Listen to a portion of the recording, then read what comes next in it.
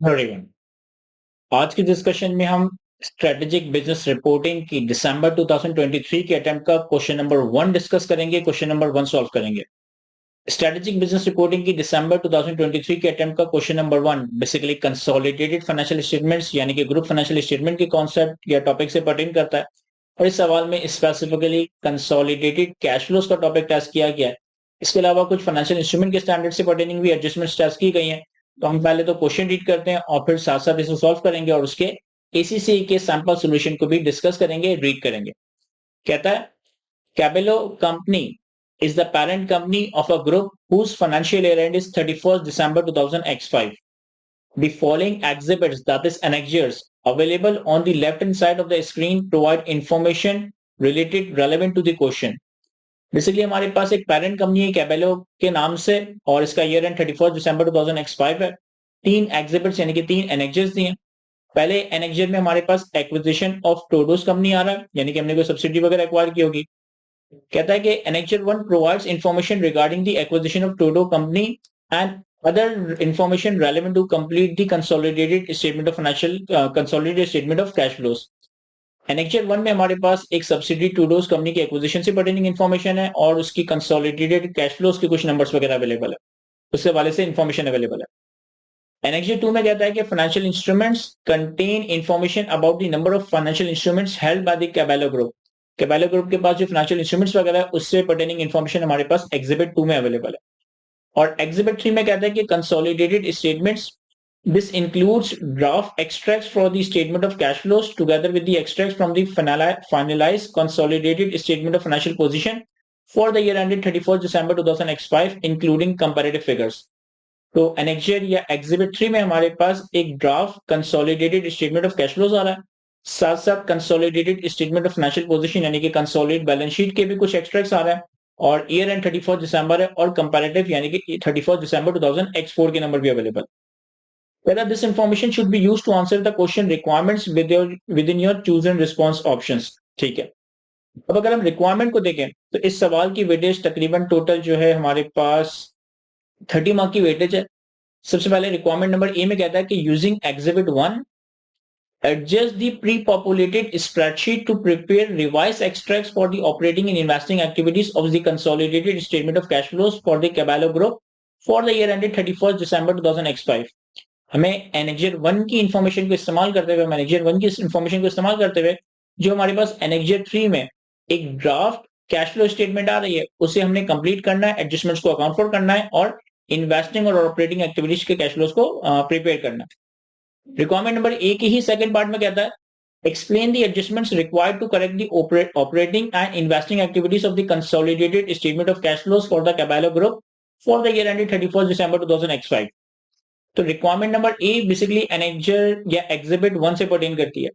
Requirement number A के पहले part में कहता है कि हमने आपको जो draft consolidated statement of cash flows दिए हैं इसको इस्तेमाल करते हुए या इस इंफॉर्मेशन को देखते हुए पॉइंट नंबर 1 में जो डाटा दिया है इस इंफॉर्मेशन को देखते हुए आपको ऑपरेटिंग और इन्वेस्टिंग एक्टिविटी से पर्टेनिंग कंसोलिडेटेड कैश फ्लोज को कैलकुलेट करना है, एडजस्टमेंट्स को अकाउंट फॉर करना है।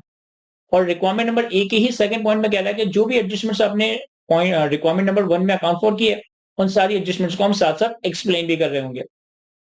फिर रिक्वायरमेंट नंबर बी में कहता है कि यूजिंग एग्जिबिट 2 में हमारे पास फाइनेंशियल इंस्ट्रूमेंट की इंफॉर्मेशन थी। Advise the financial controller as to how the various financial instruments including the overdraft should be presented in the consolidated statement of cash flows.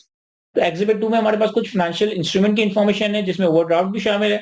हमें फाइनेंशियल कंट्रोलर को ये advice करना है कि इन फाइनेंशियल इंस्ट्रूमेंट्स को cash flow statement में किस तरह से प्रेजेंट किया जाएगा, किस तरह से दिखाया जा रहा होगा। तो एग्जिबिट 2 बेसिकली इंडिपेंडेंटली सॉल्व होगा, इसका एग्जिबिट 1 से सच कोई ताल्लुक नहीं है।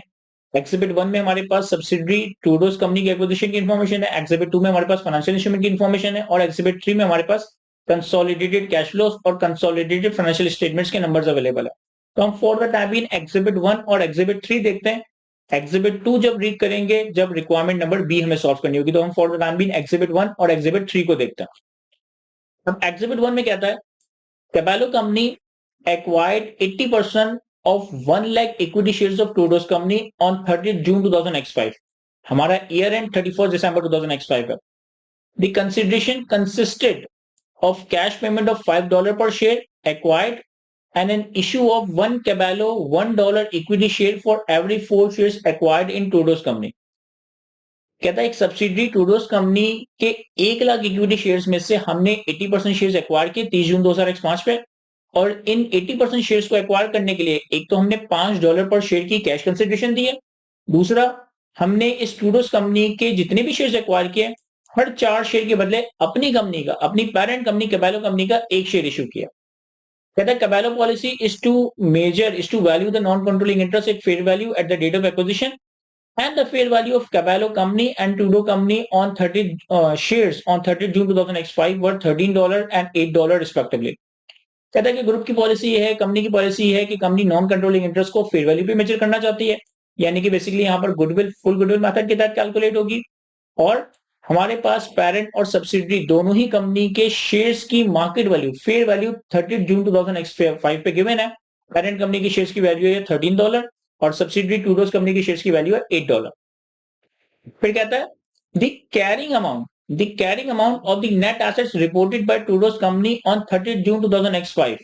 30 जून 2005 में हमारे पास सब्सिडरी टूडो की नेट एसेट्स की कैरिंग वैल्यू अवेलेबल है। Property plant and equipment is $421,000, inventories is $256,800, trade receivable is $220,300, cash and cash equivalents are $24,900 and trade payable are $175,400, और total net assets की carrying amount, ये हमारे पास carrying amount है $747,600। कहता है the only favorable adjustment on acquisition related to the plant which had a fair value of $50,000 above its carrying value। कहता है सारे नेट एसेट्स की कैरिंग वैल्यू फेयर वैल्यू बराबर है, सिवाय एक प्लांट से रिलेटेड जिसके अंदर एक फेयर वैल्यू एडजस्टमेंट है $50,000 की, यानी कि एक प्लांट की फेयर वैल्यू कैरिंग वैल्यू से $50,000 ज्यादा है। हम ये बात जानते हैं कि जब हम सब्सिडरी को कंसोलिडेट करते हैं तो डेट ऑफ एक्विजिशन पे सब्सिडरी के नेट एसेट्स को फेयर वैल्यू पे कैपिटलाइज करता है। कहता है group paid tax at the rate of 30% and deferred tax was correctly accounted for within the consolidated statement of financial position। The taxation figure in the statement of profit and loss for the year ended 31st December 2005 is $385,600, and this figure has been included as taxation paid within the draft statement of cash flows। कह रहा है group के लिए जो applicable tax rate है वो 30% है। Balance sheet के नंबर्स में, बैलेंस शीट का जो हमारे पास ओपनिंग क्लोजिंग अवेलेबल होगा एनेक्स 3 में, एग्जिबिट 3 में, उसमें डेफर्ड टैक्स के नंबर्स को प्रॉपर्ली कैलकुलेट किया हुआ है। टैक्सेशन का अमाउंट जो कि प्रॉफिट एंड लॉस में रिपोर्ट हुआ, यानी कि जो हमारा tax expense for the year है वो $385,600 है करेक्ट अमाउंट, लेकिन हमने इस एक्सपेंस के अमाउंट को अपने कैश फ्लोज में as a taxation paid amount दिखा दिया, as a taxation paid amount disclose कर दिया। The group financial controller has accurately completed the consolidated statement of financial position and consolidated statement of profit and loss and other comprehensive income, but the consolidated statement of cash flows is in draft। The financial controller has not yet considered the impact of acquisition of Tudo's company on the consolidated statement of cash flows। हमारे financial controller ने consolidated statement of financial position यानी कि consolidated balance sheet properly बना ली है। हमारे financial controller ने consolidated statement of profit and loss and other comprehensive income भी बना ली है, लेकिन consolidated statement of cash flows अभी ड्राफ्ट में है, यानी कि अभी ये फाइनलाइज नहीं हुआ। इस फाइनेंशियल कंट्रोलर ने ये जो सब्सिडरी एक्वायर की है इसको अपने कंसोलिडेटेड कैश फ्लोज के अंदर इंकॉर्पोरेट नहीं किया है। इस एक्विजिशन को इग्नोर करते हुए इसने कैश फ्लोज प्रिपेयर कर दिए। कहता है statement of cash flows figures for the movement in inventories, trade receivable and trade payable and property plant and equipment have been calculated by considering simply the difference in the year-end balances in the consolidated statement of financial position from 31st December to 31st December 2004 and 31st December 2005। हमारे financial controller ने क्या करा कि inventories, trade receivable, trade payable और property plant and equipment इन 4 डी accounts में सिर्फ ओपनिंग क्लोजिंग का डिफरेंस लिया, यानी कि 31 दिसंबर 2004, 31 दिसंबर 2005 इन दोनों सालों की ओपनिंग क्लोजिंग बैलेंसेस का डिफरेंस लिया और इन डिफरेंसेस को अपने कैश फ्लोज के अंदर प्लॉट कर दिया कि जो भी इन्वेंट्री में, ट्रेड रिसीवेबल में, ट्रेड पेबल में इंक्रीज या डिक्रीज आया इसे इसने कैश फ्लोज में प्लॉट कर दिया। सब्सिडरी की इंफॉर्मेशन, डेप्रिसिएशन की एडजस्टमेंट, इन सारी एडजस्टमेंट्स को अकाउंट फॉर नहीं किया। कहता goodwill of Tudos company was impaired during the year and there were no other goodwill impairments within the group. Subsidiary की goodwill during the year impair हुई और इस इम्पेयरमेंट के अलावा किसी और इम्पेयरमेंट मतलब किसी और सब्सिडरी के ऊपर कोई भी गुडविल के अगेंस्ट इम्पेयरमेंट वगैरह रिकॉर्ड नहीं हुई। The depreciation charge of the group for the year ended 31st December 2005 was $625,060. There were no disposals of the non-current asset by the group during the year, although there were some addition for the paid for by cash. कह रहे depreciation expense group का $625,060 है। हमने कोई non current asset during the dispose of नहीं किया। हाँ, कुछ एडिशंस हैं जिसके अगेंस्ट हमने कैश में पे किया, यानी कि कुछ property plant and equipment against cash consideration acquire किया। तो ये हमारे पास एग्जिबिट 1 में सब्सिडरी के एक्विजिशन से पर्टेनिंग और कुछ एडिशनल एडजस्टमेंट्स वगैरह अवेलेबल थी। एग्जिबिट 2 को हम फॉर द टाइम भी इग्नोर कर देते क्योंकि ये सेपरेटली रिक्वायरमेंट नंबर बी से पर्टेन करता है, इसमें फाइनेंशियल इंस्ट्रूमेंट की एडजस्टमेंट है। एग्जिबिट नंबर 3 में हमें कहता है the extract below have been replicated in the pre-populated spreadsheet response option, यानी कि आपके एग्जाम सॉफ्टवेयर के ऊपर ये कैश फ्लो का जो एरिया है ये ऑलरेडी आपके सॉल्यूशन में प्री पॉपुलेट हुआ है। जो भी एडजस्टमेंट्स आप उस एरिया में करेंगे तो वो आप इस एक्सेल की ही एरिया के अंदर इस कैश फ्लोज के अंदर ही अकॉर्डिंगली एडजस्ट कर रहे होंगे।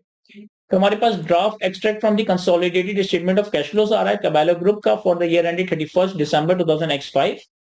इन कैश फ्लोज में हमारे पास cash flow from operating activities calculate हुआ है, प्रॉफिट बिफोर टैक्स का नंबर अवेलेबल है, डेप्रिसिएशन का नंबर ऐड किया हुआ है, इंक्रीज इन इन्वेंट्रीज को लेस किया हुआ है, increase in trade and receivable को लेस किया हुआ है, इंक्रीज इन ट्रेड पेबल को ऐड किया हुआ है। इन्होंने हमें एग्जिबिट 1 में बता दिया था कि ये इन्होंने इंक्रीज डिक्रीज कैसे कैलकुलेट किए, ओपनिंग और क्लोजिंग बैलेंसेस का सिंपली डिफरेंस ले लिया। तो ये हमारे पास कैश जनरेटेड फ्रॉम ऑपरेशंस आ गए। फिर हमारे पास टैक्सेशन पेड का नंबर है $385,600। इन्होंने एग्जिबिट 1 में बताया था कि ये expense tax expense for the year, ये टैक्स पेड का नंबर नहीं है, तो टैक्स पेड का नंबर हम खुद कैलकुलेट करेंगे। ये हमारे पास cash flow from operating activities आ जाएगा। फिर हमारे पास cash flow from investing activities में acquisition of property plant and equipment आ रहा है 543,600। ये इन्होंने ओपनिंग क्लोजिंग का डिफरेंस ले लिया होगा सिंपली, क्योंकि रिक्वायरमेंट में इंफॉर्मेशन में बताया था कि ये ओपनिंग क्लोजिंग का डिफरेंस है। Consideration paid for acquisition of Tudos not yet calculated. Subsidy Tudo को एक्वायर करने के लिए जो हमने कंसिडरेशन पे की, ये हमें खुद कैलकुलेट करनी है, इन्होंने कैलकुलेट नहीं की और cash flow from operating investing activities आ गया। फिर हमारे पास extract from the consolidated statement of financial position के नंबर अवेलेबल है, और इन्होंने हमें इंफॉर्मेशन में बताया था कि कंसोलिडेटेड बैलेंस शीट और कंसोलिडेटेड इनकम स्टेटमेंट करेक्टली बना ली गई है, यानी इन नंबर्स में कोई एडजस्टमेंट नहीं है।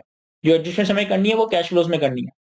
हमारे पास 31 दिसंबर 2005 और 31 दिसंबर 2004 पे प्रॉपर्टी प्लांट एंड इक्विपमेंट का नंबर अवेलेबल है, गुडविल का नंबर अवेलेबल है, डेफर्ड टैक्स लायबिलिटी अवेलेबल है और करंट टैक्स लायबिलिटी के ओपनिंग क्लोजिंग्स वगैरह अवेलेबल है। सबसे पहले मैंने क्या किया कि जो हमारे पास रिस्पांस एरिया है, रिस्पांस एरिया में इस ड्राफ्ट कैश फ्लोज को ऑलरेडी इस वर्किंग एरिया में एक्सेल एरिया में कॉपी कर लेता है कि जो भी हम एडिशनल वर्किंग करेंगे, जो भी एडजस्टमेंट्स करेंगे वो अकॉर्डिंगली इसके अंदर अकाउंट फॉर करते जाएंगे। ये जो नंबर्स यहाँ पर आपके सामने लिखे हैं, ये हमारे पास सवाल के अंदर गिवन थे, ये हमारे पास सवाल के अंदर गिवन थे और सवाल में जो नंबर गिवन थे उन्हीं को मैंने सिंपली यहाँ पर कॉपी पेस्ट किया हुआ है। प्री पॉपुलेटेड स्प्रेडशीट में आपके पास एग्जामिनेशन सॉफ्टवेयर के अंदर ये ऑलरेडी पंच हुआ होगा, आप जो भी एडजस्टमेंट्स करेंगे वो अकॉर्डिंगली इसके अंदर अकाउंट फॉर करेंगे। अब हम इसे सॉल्व करते हैं। देखिए, सॉल्व करने के लिए हमारे पास कुछ कैश फ्लोज के नंबर है, बैलेंस शीट का ओपनिंग क्लोजिंग है और एनेक्जर 1 में हमें सब्सिडी की एक्विजिशन से पर्टेनिंग इन्फॉर्मेशन अवेलेबल है। तो सबसे पहले तो मैं क्या करता हूँ कि एक वर्किंग करता हूँ और इस वर्किंग में हम सब्सिडी टूडो की गुडविल कैलकुलेट कर लेते हैं। हमारे पास गुडविल ऑफ टूडोस। देखिए, सब्सिडी को एक्वायर करने के लिए सबसे पहले हमें कॉस्ट ऑफ इन्वेस्टमेंट कैलकुलेट करनी होगी और कॉस्ट ऑफ इन्वेस्टमेंट में एक हमारे पास आ जाएगा कैश कंसीडरेशन और एक हमारे पास आ जाएगा शेयर इशू। हमने सब्सिडी की 80% शेयर एक्वायर करने के लिए कैश कंसीडरेशन भी पे की है और अपनी कंपनी के शेयर्स भी इशू किए। इस सब्सिडी का हमने 80% एक्वायर किया। कैश कंसीडरेशन कितनी पे की है, इन्होंने हमें एनेक्जर 1 में बताया था, पैरा 1 में, कि सब्सिडी के 1 लाख इक्विटी शेयर्स में से हमने 80% शेयर्स एक्वायर किए, यानी कि 80,000 शेयर्स एक्वायर किए और कंसीडरेशन पे की है $5 पर शेयर, $5 पर शेयर, यानी कि 1 लाख शेयर्स और 1 लाख शेयर्स का हमने 80% एक्वायर किया और 80% एक्वायर करने के लिए $5 पर शेयर की कंसीडरेशन पे की है। तो ये हमारे पास कॉस्ट ऑफ इन्वेस्टमेंट आ जाएगी 1 लाख शेयर्स इंटू 80% इंटू $5 पर शेयर। तो हमने $4 लाख का कैश पे किया, $4 लाख का हमने कैश पे किया। फिर हमारे पास शेयर इशुएंस है। शेयर इशुएंस कितनी है कि हमने ट्रेडूस कंपनी के 4 शेयर के बदले, ट्रेडूस कंपनी के 4 शेयर्स के बदले अपनी कंपनी का 1 शेयर इशू किया। और हमारी कंपनी कैबेलो कंपनी पेरेंट कंपनी के शेयर्स की मार्केट वैल्यू फेयर वैल्यू कितनी है $13। तो शेयर इश्यूएंस आ जाएगा हमारे पास 1 लाख शेयर्स इंटू 80%। हमने हर 4 शेयर के बदले एक शेयर इशू किया तो multiply by 1/4 multiply by 1/4 80,000 shares को डिवाइड बाय 4 कर देंगे। और हमारी कंपनी के शेयर्स की मार्केट वैल्यू कितनी है, फेयर वैल्यू कितनी है, $13। तो ये हमारे पास आ जाएगा 1 lakh shares into 80% into 1/4 into $13। ये हमारी कॉस्ट ऑफ इन्वेस्टमेंट आ गई कि सब्सिडी का 80% एक्वायर करने के लिए हमने कितनी कॉस्ट ऑफ इन्वेस्टमेंट इनकर की है। अब हम इसमें ऐड कर देंगे एनसीआई की fair value of NCI at acquisition date. इन्होंने कहा था हमें सवाल के अंदर एग्जिबिट 1 के अंदर कि हमारी पॉलिसी है, ग्रुप की पॉलिसी है कि हम एनसीआई को फेयर वैल्यू पे मेजर करेंगे। और एनसीआई की फेयर वैल्यू मेजर करने के लिए हम सब्सिडरी कंपनी के शेयर्स की फेयर वैल्यू देखेंगे और सब्सिडरी कंपनी के शेयर्स की फेयर वैल्यू कितनी है, $8 पर शेयर। अगर हमारे पास 80% शेयर है यानी कि 20% शेयर एनसीआई को रिप्रेजेंट करता है और एनसीआई की शेयर सब्सिडरी की शेयर की वैल्यू कितनी है, $8 पर शेयर, $8 पर शेयर। तो ये हमारे पास आ जाएगा 1 लाख इंटू 20% इंटू $8। ये हमारे पास इस सब्सिडरी के बिजनेस की ओवरऑल फेयर वैल्यू आ गई। ये हमारे पास सब्सिडरी के बिजनेस की ओवरऑल फेयर वैल्यू आ गई। इससे हम लेस कर देंगे fair value of net assets of Tudos company at acquisition कि टूडोज कंपनी के नेट एसेट्स की फेयर वैल्यू एट एक्विजिशन कितनी थी, टूडोज कंपनी के नेट एसेट्स की फेयर वैल्यू एट एक्विजिशन कितनी थी। हमारे पास कैरिंग अमाउंट गिवन है, हमारे पास कैरिंग अमाउंट कितनी है, हमारे पास नेट एसेट्स की कैरिंग वैल्यू अवेलेबल है $747,600, $747,600। तो कैरिंग वैल्यू आ गई हमारे पास 747,600। फिर उन्होंने फेयर वैल्यू एडजस्टमेंट में बताया था कि एक फेयर वैल्यू एडजस्टमेंट है जो कि एक प्लांट से पर्टेन करती है, एक प्लांट की फेयर वैल्यू कैरिंग वैल्यू से $50,000 एडिशनल है। तो हमारे पास fair value adjustment of plant कितना जाएगा, 50,000। और 50,000 से फेयर वैल्यू कैरिंग वैल्यू से ज्यादा, उसे हम पॉजिटिव दिखा देंगे। क्योंकि आपने सब्सिडी को एक्वायर किया और सब्सिडी के सारे नेट एसेट्स की कैरिंग वैल्यू फेयर वैल्यू बराबर थी सिवाय एक प्लांट की फेयर वैल्यू कैरिंग वैल्यू से $50,000 ज्यादा है। तो अब इस एडिशनल फेयर वैल्यू के ऊपर, इस एडिशनल फेयर वैल्यू के ऊपर हमें obviously deferred tax liability calculate करनी पड़ेगी। हमें obviously deferred tax liability calculate करनी पड़ेगी। और हमें सवाल में बताया था कि डेफर्ड टैक्स के लिए रेट, जो ग्रुप के लिए एप्लीकेबल रेट है, वो 30%। तो ये जो हमारे पास 50,000 की फेयर वैल्यू एडजस्टमेंट है, इसमें हम डेफर्ड टैक्स लायबिलिटी कैलकुलेट करेंगे। डेफर्ड टैक्स लायबिलिटी कैलकुलेट करेंगे यूजिंग दी 30% रेट, तो हमारा नेट एसेट्स का नंबर कम हो रहा होगा। कैरिंग वैल्यू उठा ली, $50,000 की फेयर वैल्यू एडजस्टमेंट को ऐड किया और इस $50,000 की फेयर वैल्यू एडजस्टमेंट के ऊपर डेफर्ड टैक्स लायबिलिटी रिकॉर्ड करेंगे तो हमारे नेट एसेट्स का नंबर कम हो जाएगा। ये हमारे पास इस सब्सिडरी के नेट एसेट्स एट एक्विजिशन आ जाएंगे, दैट इज 782,600। और ये फाइनली हमने गुडविल कैलकुलेट कर लिया है। तो गुडविल आ गई हमारे पास सब्सिडरी की $37,400, $37,400। क्या आ गई हमारे पास गुडविल एट एक्विजिशन। अब फॉर द टाइम बीइंग हमने सब्सिडरी की गुडविल कैलकुलेट कर ली। इस सब्सिडरी को एक्वायर करने के लिए आपने कैश कंसिडरेशन दी है $400 की और आपने शेयर्स इश्यू किए $260,000 के। लेकिन जब आपने सब्सिडी को एक्वायर करने के लिए शेयर्स इश्यू किए ना, तो शेयर्स के इश्यूएंस की वजह से ग्रुप का कोई कैश आउटफ्लो नहीं हुआ। शेयर्स इश्यूएंस की वजह से ग्रुप का कोई कैश आउटफ्लो नहीं हुआ। लेकिन जो हमने कैश कंसिडरेशन पे की है, तो पेरेंट कंपनी के पर्सपेक्टिव से पेरेंट कंपनी के पर्सपेक्टिव से ग्रुप का एक कैश आउटफ्लो हुआ है। कितना कैश आउटफ्लो हुआ है? कैश आउटफ्लो हुआ है $400,000 का। तो सब्सिडी को एक्वायर करने के लिए जो हमने कैश कंसिडरेशन पे की है, ये हमारे पास cash flow from investing activities में आ जाएगा। ये हमारे पास cash flow from investing activities में आ जाएगा। $4 लाख हमने पे किया, लेकिन जिस सब्सिडी को हमने एक्वायर किया, तो सब्सिडी का भी तो एक्विजिशन डेट के ऊपर $24,900 का कैश था। हमने सब्सिडी को एक्वायर करने के लिए सब्सिडी के एक्स शेयर होल्डर्स को $4,100,000 पे किए, $400,000 पे किए, लेकिन सब्सिडी अपने साथ इटसेल्फ 24,900 का कैश भी लेकर आई। तो ग्रुप का नेट आउटफ्लो कितना हुआ? ग्रुप का नेट आउटफ्लो होगा $4 लाख माइनस 24,900 माइनस 24,900। इसको हम थोड़ा सा नेक्स्ट कॉलम में ले जाते हैं। तो $400,000 का हमने कैश आउटफ्लो किया सब्सिडी के 80% शेयर एक्वायर करने के लिए, लेकिन सब्सिडी अपने साथ 24,900 का कैश लेकर आ रही है। तो ग्रुप का जो नेट आउटफ्लो होगा दैट वुड बी 400,000 प्लस 24,900 तो हमारा net outflow for the acquisition of subsidy होगा 375,100 $375,100 इसके बाद अब हम और रेलेवेंट आइटम्स के लिए इंफॉर्मेशन की तरफ चलते हैं। सबसे पहले हमारे पास अगर हम देखें, अगर हम लेट्स से कि इन अकाउंट्स को देखें तो हमारे पास प्रॉपर्टी प्लांट एंड इक्विपमेंट का ओपनिंग क्लोजिंग अवेलेबल है। मैं प्रॉपर्टी प्लांट एंड इक्विपमेंट का एक टी अकाउंट बना लेता हूं।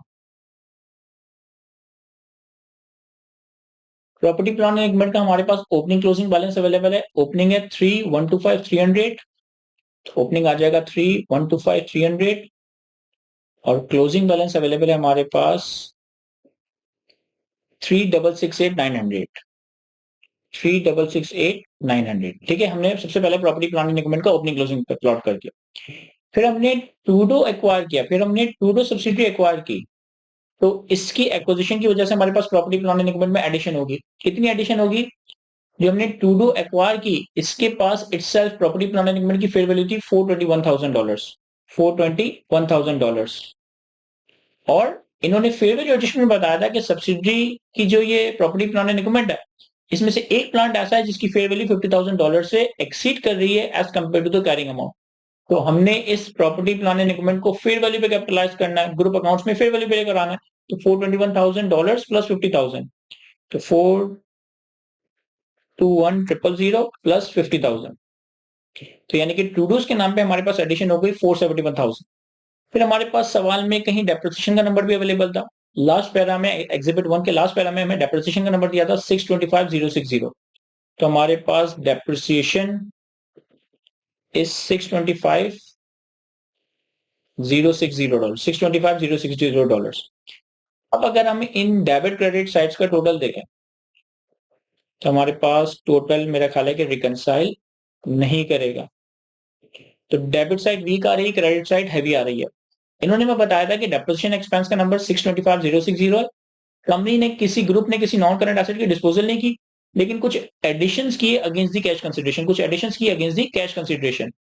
तो अगर हम अपने पास बैलेंसिंग एडिशंस कैलकुलेट करें अगेंस्ट दी कैश कंसिडरेशन तो closing plus depreciation minus opening minus addition in plant and machinery as a result of subsidy acquisition, तो ये हमारे पास बैलेंसिंग एडिशंस आ जाएगी $697,600, $697,660, $697,000 एंड 660। अब ये जो नंबर्स हमने कैलकुलेट किए इस प्रॉपर्टी प्लांट एंड इक्विपमेंट के टी अकाउंट में, इसे अपने कैश फ्लोस में प्लॉट करते हैं। सबसे पहले तो डेप्रिसिएशन हमारे पास एक नॉन कैश एक्सपेंस है, तो depreciation as a non cash expense हम प्रॉफिट बिफोर टैक्स में ऐड कर देंगे, ऑपरेटिंग एक्टिविटीज में ऐड कर देंगे। इन्होंने ऑलरेडी ये नंबर ऐड किया हुआ था, तो ये नंबर तो हमारे पास एज इट इज आ जाएगा। इन्होंने cash flow from investing activities calculate करने के लिए प्रॉपर्टी प्लांट एंड इक्विपमेंट का एक नंबर यहाँ लेस किया था 543,600, और ये नंबर इन्होंने कैसे कैलकुलेट किया था कि मेरे ख्याल इन्होंने ओपनिंग क्लोजिंग का सिर्फ डिफरेंस ले लिया था। अगर हम ओपनिंग क्लोजिंग का डिफरेंस लें तो ये आ जाएगा 543,600 जो इन्होंने इन्वेस्टिंग एक्टिविटीज में ऑलरेडी लेस किया हुआ। लेकिन सही नंबर जो एडिशन का होगा वो 543,600 डॉलर्स नहीं, बल्कि हमने जो एडिशन की against cash consideration that is $697,660, ये हमने कैश पे किया property plant and equipment acquire करने के लिए। इससे हम as a negative cash flow as a outflow अपने ऑपरेटिंग अपने इन्वेस्टिंग एक्टिविटीज में दिखा देंगे। तो इन्वेस्टिंग एक्टिविटीज में हमारे पास acquisition of property plant and equipment आ गया 697,660 as a outflow as a negative number. इसके आगे मैं रेफरेंस भी दे देता हूँ कि ये नंबर हमारे पास वर्किंग 2 से आया। इस नंबर की कैलकुलेशन तो हमने यहाँ करी है और डेप्रिसिएशन का नंबर तो हमारे पास सवाल में ही ऑलरेडी गिवन था। कि हमने प्रॉपर्टी प्लांट एंड इक्विपमेंट से पर्टेनिंग एडजस्टमेंट को कंप्लीट कर दिया। इसके बाद फिर अगर हम अगला बैलेंस शीट का आइटम देखें तो अगला आइटम है हमारे पास गुडविल। एक और टी अकाउंट बना दें गुडविल से पर्टेनिंग। गुडविल का हमारे पास ओपनिंग क्लोजिंग अवेलेबल है। ओपनिंग है हमारे पास गुडविल का $441,100, 441,100। गुडविल का हमारे पास क्लोजिंग है 447,400, 447,400। सब्सिडी जो हमने एक्वायर की डूडोस और इसकी एक्विजिशन पे हमारे पास गुडविल कितनी आई 37,400। अब अगर हम डेबिट और क्रेडिट साइड को देखें तो ये रिकंसाइल नहीं कर रहा, और इन्होंने हमें सवाल में बताया भी था कि ये सब्सिडी है इसकी गुडविल इंपेयर हो गई है। तो इंपेयरमेंट का नंबर हम बैलेंसिंग कैलकुलेट कर सकते हैं। इंपेयरमेंट का नंबर हम बैलेंसिंग कैलकुलेट कर सकते हैं किस तरीके से, opening plus goodwill on acquisition of subsidiary minus closing. तो हमारे पास इम्पेयरमेंट का नंबर आ गया 31,300। इम्पेयरमेंट एक नॉन कैश एक्सपेंस है। प्रॉफिट बिफोर टैक्स कैलकुलेट करते वक्त जब कंसोलिडेटेड ग्रुप लेवल पे प्रॉफिट का नंबर कैलकुलेट हुआ होगा तो इम्पेयरमेंट ऑफ गुडविल को एज एक्सपेंस माइनस कर दिया गया होगा। लेकिन कैश फ्लो पर्सपेक्टिव से इम्पेयरमेंट एक नेगेटिव नंबर है, और चूंकि कैश फ्लो पर्सपेक्टिव से इम्पेयरमेंट एक नेगेटिव नंबर है तो इसे हमें cash flow from operating activities में ऐड करना होगा। इसे अंडू करने के लिए हमें ऐड करना होगा। हमारे पास कोई एडजस्टमेंट्स लिखी भी तो नहीं आ रही, तो हम यहाँ पे एक एडजस्टमेंट खुद ऐड कर देते हैं, इम्पेयरमेंट ऑफ गुडविल। और as a non cash expense हम इसे ऑपरेटिंग एक्टिविटीज में ऐड कर देंगे $31,300। $31,300 हमने ऑपरेटिंग प्रॉफिट में ऐड कर दी। ये हमारे पास नंबर आ गया वर्किंग 3 से। ये हमारे पास नंबर आ गया वर्किंग 3 से। मैं सारे जो नंबर्स कैलकुलेट कर रहा हूं उसको प्रॉपर्ली रेफर भी कर रहा हूं। गुडविल के बाद हमारे पास अगला है डेफर्ड टैक्स और करंट टैक्स का opening closing. Deferred tax liability और करंट टैक्स लायबिलिटी का ओपनिंग क्लोजिंग। तो इससे पर्टेनिंग भी एक टी अकाउंट बना लेते हैं। Working for deferred tax liability and current tax liability. Deferred tax liability और करंट टैक्स लायबिलिटी का टी अकाउंट हमें कैश फ्लो प्रिपेयर करने के लिए एक साथ ही बनाना होगा। तो हमारे पास ओपनिंग आ जाएगा, हमारे पास क्लोजिंग आ जाएगा। अब opening deferred tax liability current tax liability दोनों का नंबर प्लस कर देंगे। तो डेफर्ड टैक्स लायबिलिटी है $250,000 250,000 प्लस करंट टैक्स लायबिलिटी है 256,900। इसी तरह से क्लोजिंग देंगे तो डेफर्ड टैक्स लायबिलिटी है $130,000, तो $130,000 प्लस करंट टैक्स लायबिलिटी है 364,300। ठीक है, तो हमने डेफर्ड टैक्स लायबिलिटी और करंट टैक्स लायबिलिटी का ओपनिंग क्लोजिंग कंबाइन करके मर्ज करके एक साथ लिख दिया। अब हमारे पास डेबिट साइड पे टैक्स एक्सपेंस का नंबर आ जाएगा, और सॉरी क्रेडिट साइड पे, और डेबिट साइड पे हमारे पास टैक्स पेड का नंबर आ जाएगा।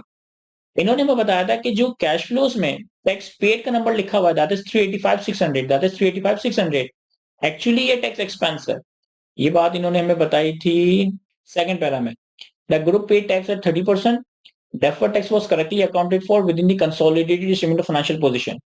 The taxation figure in the statement of profit and loss for the year is 385,600. तो जो टैक्स एक्सपेंस का नंबर है ये हमारा 385,600 है। अब ओपनिंग आ गया, क्लोजिंग आ गया, टैक्स एक्सपेंस का नंबर आ गया, तो हम बैलेंसिंग टैक्स पेड कैलकुलेट कर सकते हैं। लेकिन जब हमने सब्सिडरी एक्वायर की थी, सब्सिडरी के एक्विजिशन पे भी एक $50,000 की डेफर्ड टैक्स लायबिलिटी कैलकुलेट की थी। सब्सिडरी के एक्विजिशन पे भी एक $15,000 की डेफर्ड टैक्स लायबिलिटी कैलकुलेट की थी। तो इसे भी हमें क्रेडिट साइड पे प्लॉट करना होगा। इसे भी हम क्रेडिट साइड पे क्रूडोज कंपनी की एडिशन की वजह से डेफर्ड टैक्स लायबिलिटी के नाम से ऐड कर देंगे, दैट इज $15,000। ये बेसिकली $15,000 प्लांट की 50,000 की फेयर वैल्यू एडजस्टमेंट के ऊपर हमने 30% से डेफर्ड टैक्स लायबिलिटी रिकॉर्ड की थी। तो हम टैक्स पेड का नंबर बैलेंसिंग कैलकुलेट करते हैं। तो opening deferred tax and current tax liability plus tax expense plus क्रूडो की additional deferred tax liability minus closing current tax और डेफर्ड टैक्स लायबिलिटी। तो ये आ गया हमारे पास 413,200। 413,200 का हमने एक्चुअली टैक्स पे किया है, वर्किंग 4 में इसकी कैलकुलेशन कर दी। तो cash flow from operating activities में हमारे पास टैक्सेशन पेड जो इन्होंने नंबर लिया था टैक्स एक्सपेंस का, ये गलत नंबर था। जो सही नंबर आएगा दैट वुड बी 413,200 और ये हमारे पास आ गया वर्किंग 4। तो हमारे पास एनेक्सर 3 में, एग्जिबिट 3 में जो बैलेंस शीट के 4 नंबर्स का ओपनिंग क्लोजिंग दिया हुआ था, इसे तो हमने अकाउंट फॉर कर लिया, इससे पर्टेनिंग नेसेसरी एडजस्टमेंट्स को अकाउंट फॉर कर लिया।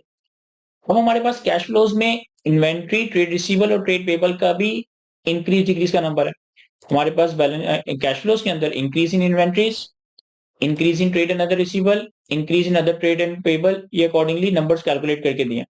और इन्होंने हमें एनेक्सर 1 में ये बात बताई थी कि the statement of cash flows for movement in inventories, trade receivable and trade payable and property plant and equipment have been calculated by considering simply the difference in the year end balance. लेकिन अगर during the year कोई subsidy acquire की गई है, अगर during the year कोई subsidy की acquisition और डिस्पोजल हो, तो सब्सिडी के एक्विजिशन और डिस्पोजल की वजह से जितना इन्वेंट्री, ट्रेड रिसीवेबल और ट्रेड पेबल में इंक्रीज डिक्रीज आया, उसे हमें कैश फ्लोस कैलकुलेट करते वक्त एडजस्ट करना पड़ेगा। देखिए इन्वेंट्रीज में इंक्रीज कितना आया है इन टोटलिटी, ओपनिंग क्लोजिंग अगर डिफरेंस ले तो इंक्रीज कितना आया है 658,100। लेकिन इस 658,100 के इंक्रीज में से 220,300 का इंक्रीज, सॉरी 256,800 का इंक्रीज तो सब्सिडी के एक्विजिशन की वजह से था। यानी कि नेट इंक्रीज 658,100 नहीं है। नेट इंक्रीज कितना है? 658,100, 256,800। चूंकि ये नंबर नेगेटिव में है तो नेगेटिव से माइनस करने के लिए फिर मैं यहाँ पर ऐड कर रहा हूँ। यहाँ पे मैं माइनस इसलिए नहीं कर रहा क्योंकि ये नंबर ऑलरेडी नेगेटिव में है, तो नेगेटिव में 256,800 ऐड करने के लिए मैं प्लस लेस करने के लिए मैं यहाँ पर प्लस कर रहा हूँ। तो एक्चुअली जो हमारे पास इन्वेंट्रीज में इंक्रीज आया है वो कितना आया है? 401,300। मैं रिपीट करता हूँ, ओपनिंग क्लोजिंग अगर आप डिफरेंस लें तो 658,100, लेकिन इस ओपनिंग क्लोजिंग का जो डिफरेंस है ये सारा का सारा इन्वेंट्री का इंक्रीज नहीं है, क्योंकि इन्वेंट्री में कुछ इंक्रीज सब्सिडी के एक्विजिशन की वजह से आया है। सर हम नहीं समझ पा रहे हैं, यहां देखिए मैं टी अकाउंट बनाकर समझाता हूं आपको। Working 5 inventories. देखिए हमारे पास इन्वेंट्री का ओपनिंग क्लोजिंग नहीं अवेलेबल नहीं है। हमारे पास इन्वेंट्री का ओपनिंग क्लोजिंग अवेलेबल नहीं है। हमें ये मालूम है कि इन्वेंट्री में इंक्रीज कितना है। इन्वेंट्री में इंक्रीज आया है 658,100 का। इन्वेंट्री में इंक्रीज आया 658,100 का, तो मैं इंक्रीज को डेबिट साइड पे लिख देता हूँ 658,100। सिर्फ समझाने के लिए अज्यूम कर लें कि इन्वेंट्री का ओपनिंग है 1 मिलियन। अज्यूम कर लें कि इन्वेंट्री का ओपनिंग है 1 मिलियन। अगर इन्वेंट्री का ओपनिंग 1 मिलियन है तो इसका मतलब है कि क्लोजिंग इन्वेंट्री 658,100 से इंक्रीज हुई होगी, यानी कि क्लोजिंग होगा 1658,100। अज्यूम कर लेते हैं कि अगर इन्वेंट्री का ओपनिंग 1 मिलियन है तो इसी 1 मिलियन में 658,100 ऐड होगा तो क्लोजिंग 1658,100 बन जाएगा। और फाइनेंशियल कंट्रोलर ने क्या किया? इंक्रीज ओपनिंग क्लोजिंग का डिफरेंस लेकर इंक्रीज कैलकुलेट कर लिया। सब्सिडरी को जब हमने एक्वायर किया तो सब्सिडरी की एक्विजिशन की वजह से इन्वेंट्री कितनी ऐड हुई है? 256,800। इसे भी डेबिट साइड पे प्लॉट करना पड़ेगा 256,800। जब हम 256,800 की increase in inventory due to acquisition of subsidy debit side पे प्लॉट करेंगे तो फिर जो एक्चुअल इंक्रीज कैलकुलेट होगा closing minus opening minus subsidy acquisition, वो हमारा 401,300 होगा। यानी कि एक्चुअल इंक्रीज हमारा जो है कैश फ्लो में जो नंबर कैलकुलेट हुआ था 658,100 नहीं है। एक्चुअल इंक्रीज कितना है? 401,300 का। तो यही 401,300 का नंबर हमने कैश फ्लो ऑपरेटिंग एक्टिविटीज में अकाउंट फॉर करना है, एडजस्ट करना है, एज अ नेगेटिव नंबर दिखा दिया। इसी तरीके से ट्रेड एंड अदर रिसीवेबल में इंक्रीज कितना आया? 211,500। और सब्सिडी जो हमने एक्वायर की डूडोस, इसका ट्रेड एंड अदर रिसीवेबल कितना था? 220,300। तो हम इंक्रीज में लेस कर देंगे, और लेस करने के लिए मैं यहाँ पे प्लस साइन इसलिए बना रहा हूँ क्योंकि ये नंबर ऑलरेडी नेगेटिव में, तो लेस कर देंगे 220,300। तो ये हमारे पास actually trade and other receivable में इंक्रीज नहीं आया बल्कि डिक्रीज आया। हमारे पास actually trade and other receivable में इंक्रीज नहीं आया बल्कि डिक्रीज आया, तो हमने इसे पॉजिटिव दिखा दिया। फिर हमारे पास ट्रेड एंड अदर पेबल कितना है? 175,400। और कैश फ्लोज में बताया था कि ट्रेड एंड अदर रिसीवेबल में इंक्रीज आया है 93,900। अब चूंकि यहाँ पे increase in trade and other payable positive नजर आ रहा है, इसे एडजस्ट करने के लिए हम माइनस कर देंगे कितने से? सब्सिडी के एक्विजिशन की वजह से ट्रेड एंड अदर पेबल में इंक्रीज आया 175,400, तो 175,400, यानी कि actually trade and other payable के अंदर इंक्रीज नहीं बल्कि डिक्रीज आया। अगर समझ नहीं आ रहा तो मैं इसको टी अकाउंट बनाकर समझाने की कोशिश करता हूं। जिस तरह से हमने इन्वेंट्री का टी अकाउंट बनाया था, हम इसी तरीके से ट्रेड एंड अदर रिसीवेबल का टी अकाउंट बनाते हैं। फिर ट्रेड एंड अदर पेबल का भी बनाएंगे। ट्रेड एंड अदर रिसीवेबल, देखिए अज्यूम कर लें कि ट्रेड रिसीवेबल का ओपनिंग 1 मिलियन है। हमें नहीं मालूम एक्चुअल कितना, हम अज्यूम कर लेते हैं कि 1 मिलियन है। ट्रेड रिसीवेबल में as per the financial controller कितना इंक्रीज आया है? Increase in trade and other receivable is 211,500, यानी कि क्लोजिंग जो है वो 12,11,500 हो गया होगा। अगर हम ओपनिंग 1 मिलियन अज्यूम करते हैं तो क्लोजिंग 211,500 से इंक्रीज हो गया होगा। ट्रूडो कंपनी के एक्विजिशन पे ट्रेड एंड अदर रिसीवेबल कितना आया? ट्रूडो कंपनी के एक्विजिशन पे ट्रेड एंड रिसीवेबल ऐड हुआ 220,300। तो इसे मैं डेबिट साइड पे दिखा देता हूँ 220,300। अब अगर हम देखें तो यहाँ पर डेबिट साइड हैवी आ रही है, क्रेडिट साइड वीक आ रही है, यानी कि ट्रेड एंड रिसीवेबल में actually during the year decrease हुआ है। वो डिक्रीज कितना है वो हम कैलकुलेट करते हैं। Opening plus increase on account of subsidy acquisition minus closing. तो एक्चुअली डिक्रीज आया है 8,800 का, और जो एक्चुअल डिक्रीज आया था 8,800 का यही हमने अपने कैश फ्लोज में प्लॉट करना है। यही हमने अपने कैश फ्लोज में प्लॉट करना है। तो हमारे पास decrease in trade and other receivable कितना आ गया 8000, चूंकि डिक्रीज हुआ है तो एज अ पॉजिटिव नंबर। इसी तरीके से अगर मैं ट्रेड एंड अदर पेबल का डी अकाउंट बनाऊं, working 7 trade and other payable, हम अज्यूम कर लेते हैं कि ट्रेड एंड अदर पेबल का ओपनिंग 1 मिलियन है। ठीक है, अगर ओपनिंग 1 मिलियन है, as per the cash flows prepared by the financial controller, trade and other payable में इंक्रीज कितना है 93,900।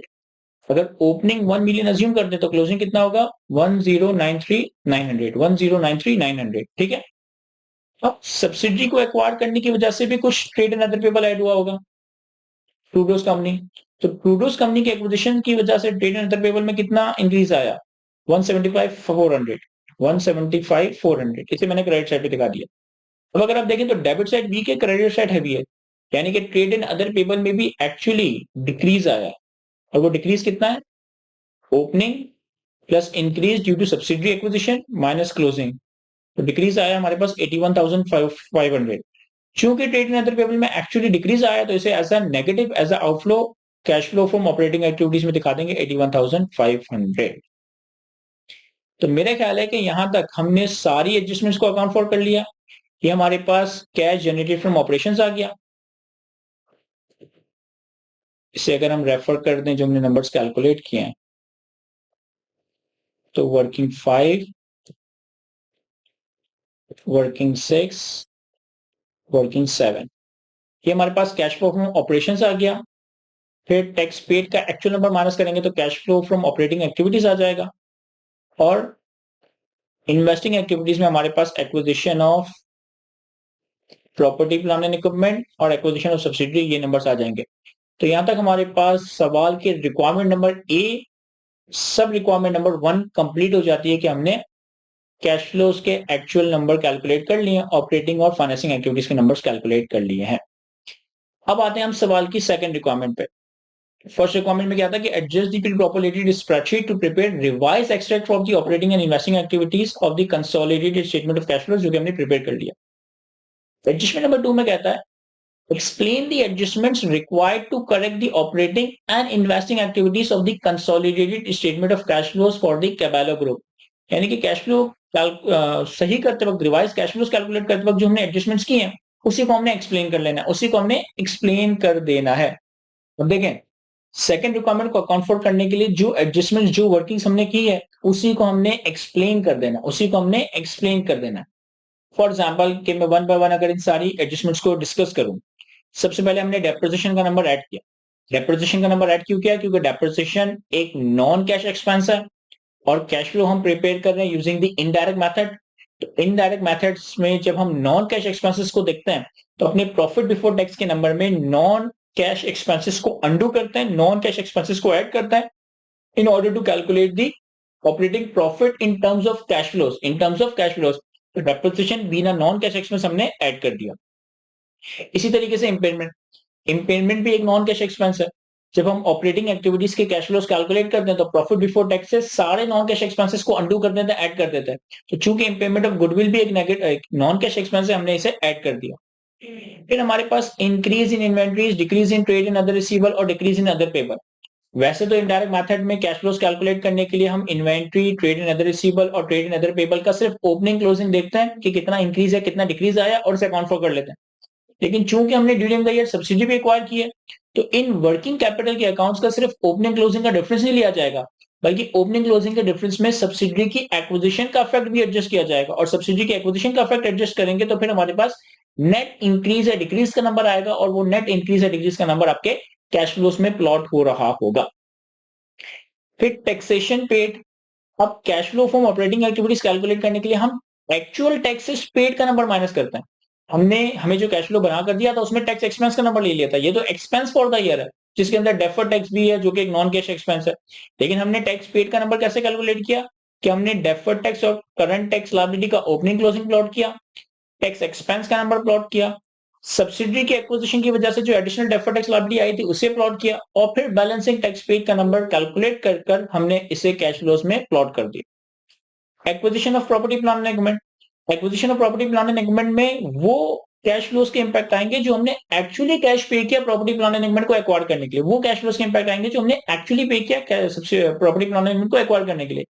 तो इन्होंने तो ओपनिंग क्लोजिंग का डिफरेंस ले लिया था, हमने प्रॉपर्टी प्लांट एंड इक्विपमेंट का टी अकाउंट बनाया, ओपनिंग क्लोजिंग प्लॉट किया, डेप्रिसिएशन को अकाउंट फॉर किया, सब्सिडी के एक्विजिशन को अकाउंट फॉर किया और फिर बैलेंसिंग दिखा कि एक्चुअली हमने क्या एडिशंस किए अगेंस्ट द कैश पेमेंट और इसे हमने इन्वेस्टिंग एक्टिविटीज में as a negative as a outflow present कर दिया। और लास्ट सब्सिडी को एक्वायर करने के लिए इन टोटालिटी हमने $660,000 की कंसिडरेशन पे किया, लेकिन इस $660,000 की कंसिडरेशन में से $260,000 की कंसिडरेशन नॉन कैश है, शेयर्स की फॉर्म में। कैश की मद में हमने कितनी कंसिडरेशन पे की है? $400,000, $4 लाख। लेकिन $4 लाख भी हमने सारा का सारा अमाउंट शो नहीं कर दिया, क्योंकि जब हमने सब्सिडी को एक्वायर किया तो सब्सिडी इटसेल्फ 24,900 का कैश लेकर आ रही थी, यानी कि ग्रुप के पर्सपेक्टिव से जो एक्चुअल कैश आउटफ्लो हुआ सब्सिडी के एक्विजिशन पे वो $400,000 माइनस $24,900 है, तो हमने इसे 375,100 negative as a outflow present कर दिया है। अब यही सारी जो कैलकुलेशन, यही सारी बातें जो हमने डिस्कस की, ये आपने रिक्वायरमेंट नंबर 2 के अंदर एक्सप्लेन कर देनी है। इसका हम एसीसी का सैंपल सॉल्यूशन रीड करते हैं रिक्वायरमेंट नंबर 2 का। इन्होंने सारी एक्सप्लेनेशन को प्रॉपर्ली यहां पर एक्सप्लेन किया है। सबसे पहले कहता है the consolidated statement of cash flows categorizes inflows and outflows of the cash and cash equivalent from the group perspective between the operating, investing and financing activities। कि कंसोलिडेटेड कैश फ्लोज में group perspective से जो भी cash flows की movement हुई है, inflows या outflows हुए हैं, इसे हम ऑपरेटिंग, इन्वेस्टिंग और फाइनेंसिंग एक्टिविटीज में ब्रेक करके दिखाएंगे। The acquisition of Trudeau should be included as an outflow in investing activities। अगर आप सब्सिडी को एक्वायर कर रहे हो तो आप एक इन्वेस्टमेंट कर रहे हो ना, आप एक सिग्निफिकेंट इन्वेस्टमेंट कर रहे हो, तो सब्सिडी को एक्वायर करने के लिए जो कंसिडरेशन दी वो इन्वेस्टिंग एक्टिविटीज में आएगी। It is important that the effect of non cash transactions are eliminated, यानी कि अगर सब्सिडी को एक्वायर करने के लिए शेयर्स इश्यू किए तो ये कैश फ्लो में नहीं आएगा। The consideration paid as a share for share exchange must not be included since it is a not a cash flow. जो हमने सब्सिडी को एक्वायर करने के लिए non cash consideration shares issue किए, ये कैश फ्लो का आइटम नहीं है। Since the asset and liabilities of the subsidiary Trudeau company will be consolidated at 30th June, the cash balance existing on acquisition of subsidiary is effectively cash addition to the group, and the cash paid to acquire Trudeau company is therefore shown on net of the cash and cash equivalent acquired on the acquisition। क्या कह रहा है? कह रहा है कि हमने subsidy को एक्वायर करने के लिए $4 लाख की कैश कंसिडरेशन पे की, लेकिन आपने सब्सिडी के नेट एसेट्स को फेयर वैल्यू पे कंसोलिडेट करना है, और जब आपने सब्सिडी को एक्वायर किया तो सब्सिडी की बैलेंस शीट पे कैश कितना आ रहा था? 24,900 का, जो हमारे लिए एडिशन है। तो $400,000 का आउटफ्लो, 24,900 की इनफ्लो या एडिशन, तो नेट आउटफ्लो कितना हुआ था? नेट आउटफ्लो हुआ था हमारा $375,100 का। Significant non-cash transactions are otherwise disclosed in the notes to the financial statement। जो non-cash transactions या non-cash consideration हमने पे की, शेयर्स वगैरह इशू किए, इससे हम नोट में दिखा देंगे कि कैश फ्लोस में नहीं दिखाएंगे। फिर कहता है it is also necessary to adjust the calculation for other assets and liabilities acquired when gaining the control over the Trudeaus, such as inventories, trade receivable and trade payable। Since the net asset of Trudeau will be consolidated, the effect of acquisition must be eliminated so that the movement of the asset and liabilities reflect only cash flow incurred by the group during the year।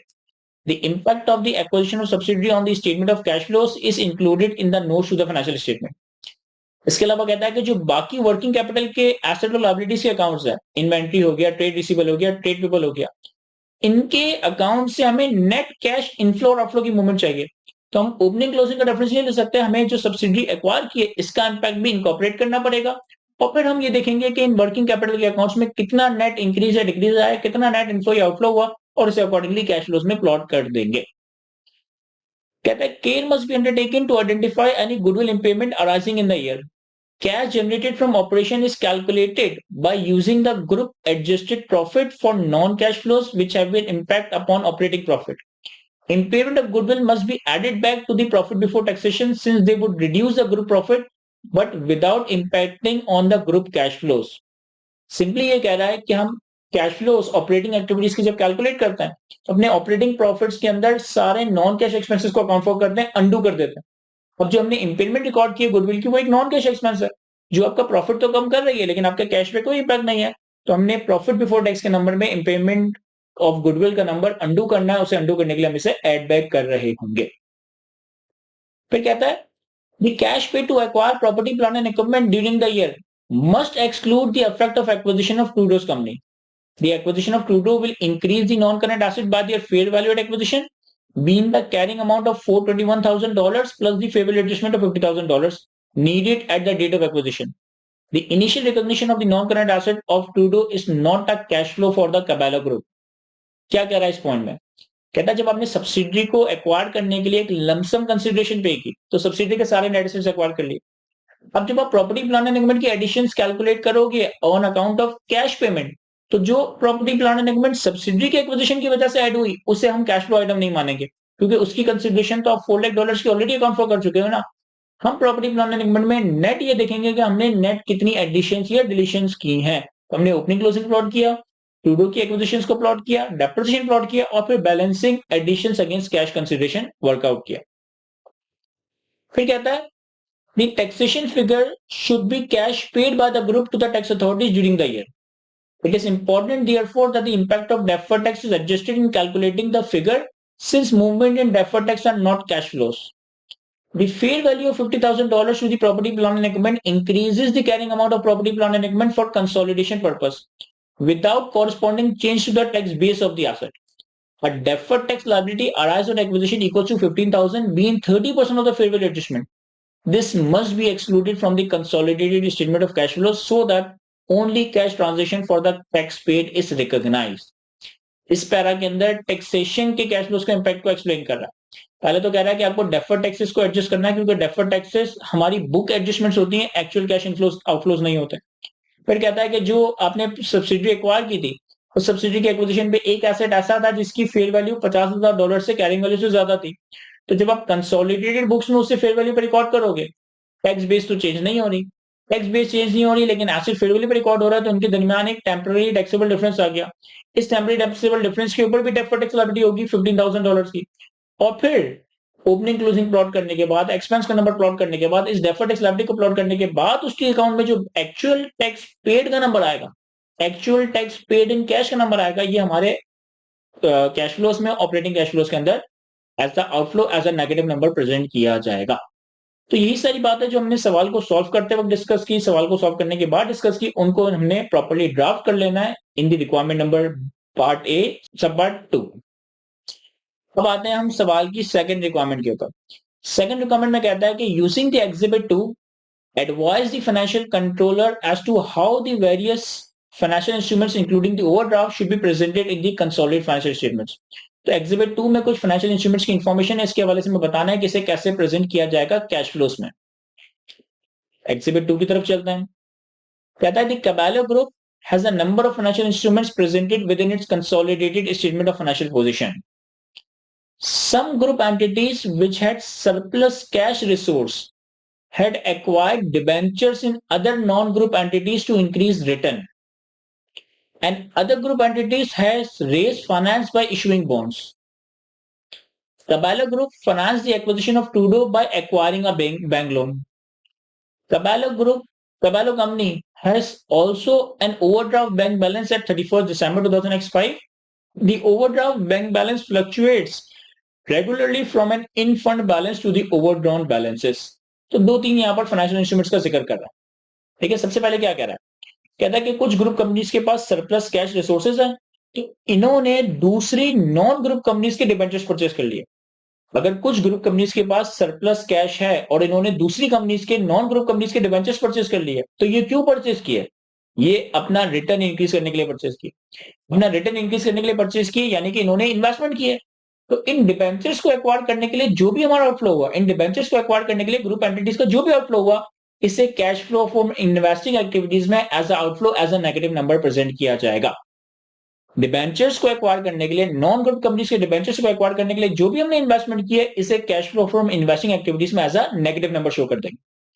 फिर कहता है कि कुछ group companies ने finance raise किया है bonds issue करके। देखिए, हमारी जो फाइनेंसेस की ट्रांजेक्शन होती है, एक कंपनी को फाइनेंस करने के लिए दो ही जगह से रिसोर्सेस आता है, या तो इक्विटी के अगेंस्ट पैसा आ रहा होता है या लोन के अगेंस्ट पैसा आ रहा होता है। या तो कंपनी का शेयर होल्डर कंपनी के अंदर पैसा डालता है या कंपनी का लेंडर कंपनी के अंदर पैसा डालता है। तो इन दोनों स्टेक होल्डर्स के साथ जो भी कैश ट्रांजेक्शन होती है, यानी कि ड्यूरिंग द ईयर लोन लिया, during the year loan repay किया, during the year shares issue करवाया, ड्यूरिंग द ईयर पैसा इकट्ठा किया, ड्यूरिंग द ईयर डिविडेंड दिया, इंटरेस्ट दिया, इन सारी चीजों को हम फाइनेंसिंग एक्टिविटीज में दिखाते हैं। तो अगर हमारे कुछ ग्रुप एंटिटीज ने बॉन्ड्स इश्यू किए हैं पैसा अरेंज करने के लिए, इसे हम अपनी फाइनेंसिंग एक्टिविटीज में दिखा रहे होंगे। फिर कहता है कि हमने सब्सिडी को एक्वायर करने के लिए भी बैंक लोन लिया। अगेन सब्सिडी को एक्वायर करने के लिए अगर आपने बैंक लोन लिया तो ये बैंक लोन आपने सब्सिडी के एक्विजिशन को फाइनेंस करने के लिए लिया है, यानी कि सब्सिडी के एक्विजिशन के लिए फंड्स मैनेज करने के लिए किया है। इसे भी हम अपनी फाइनेंसिंग एक्टिविटीज में ही दिखा रहे होंगे as a inflow, as a positive number. फिर कहता है कि हमारा ओवरड्राफ्ट बैलेंस आ रहा है।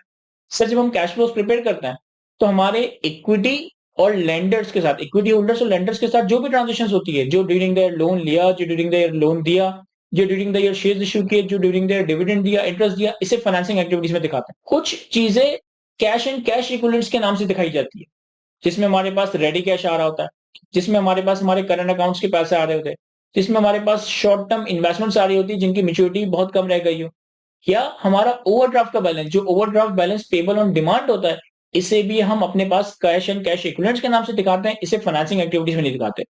अगर तो overdraft balance payable on demand है, यानी कि जब पैसे आएंगे वापस कर देंगे, तो फिर हम इसे कैश एंड कैश इक्विवेलेंट्स में दिखाते हैं, इसे हम फाइनेंसिंग एक्टिविटीज में नहीं दिखा रहे होते।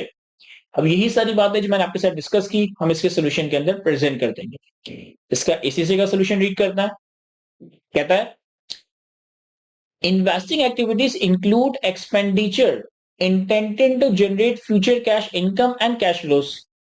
Consequently, the acquisition of debentures should be presented within the investing activities as they were acquired to increase return. कहता है जो आपकी कुछ ग्रुप एंटिटीज ने दूसरी कंपनीज के डिबेंचर्स बाय किए रिटर्न हासिल करने के लिए, इनकी इन्वेस्टमेंट्स को हम इन्वेस्टिंग एक्टिविटीज में दिखाएंगे।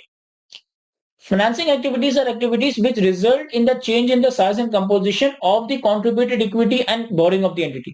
Financing activities में हम क्या दिखाते हैं कि हमने अपने lenders के साथ, अपने equity holders के साथ क्या transaction की। Issue of bonds are similar in nature to bank borrowing since typically they are used to finance the long-term activities of the entity. IAS 7 Statement of Cash Flows states that bank borrowings are generally considered to be financing activities. The acquisition of the Tuto was financed by a bank loan. It is therefore seem appropriate that both the proceed of the loan and from the issue of bonds should be included in the financing activities. दूसरी group entities ने जो bonds issue करके finance इकट्ठा किया, हमने subsidy को acquire करने के लिए जो बैंक लोन लिया, इन दोनों को हम फाइनेंसिंग एक्टिविटीज में दिखा रहे होंगे। और लास्टली कहता है the bank overdraft should however be classified as cash and cash equivalents. Where the bank overdraft is payable on demand and forms an integral part of the entity's cash management, then it should be included as a component of cash and cash equivalents. Since the bank balance fluctuates between an in-fund balance and the overdraft on a regular basis, it seems to be an integral part of the cash management of the business. Should the overdraft be of more permanent nature, अगर ये कोई long term loan होता, permanent nature का होता, तो फिर हम इसे फाइनेंसिंग एक्टिविटीज में दिखा देते। लेकिन चूंकि ये पेबल ऑन डिमांड होता है, ये वक्त के साथ साथ इंक्रीज डिक्रीज हो रहा होता है। जब हमारे पास पैसे कम होते हैं हम ओवरड्राफ्ट ले लेते हैं, जब हमारे पास पैसे होते हैं हम फौरन रिपे कर देते हैं। तो इसे फाइनेंसिंग एक्टिविटीज में नहीं, कैश एंड कैश इक्विवेलेंट्स के नाम से शो होगा। अगर ये परमानेंट नेचर का होता है, इसकी कोई ड्यूरेशन वगैरह होती है, तो फिर हम इसे फाइनेंसिंग एक्टिविटीज में दिखा रहे होते।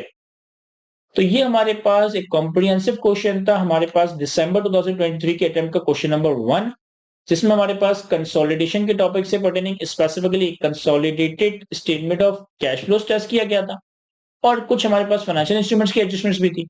यहां तक हमारा ये सवाल कंप्लीट हुआ जाता है। आई होप कि सारी चीजें मैं आपको अच्छे से एक्सप्लेन कर सका हूं। आज की गुफ्तगू को यहीं तक रखते हैं। Thank you.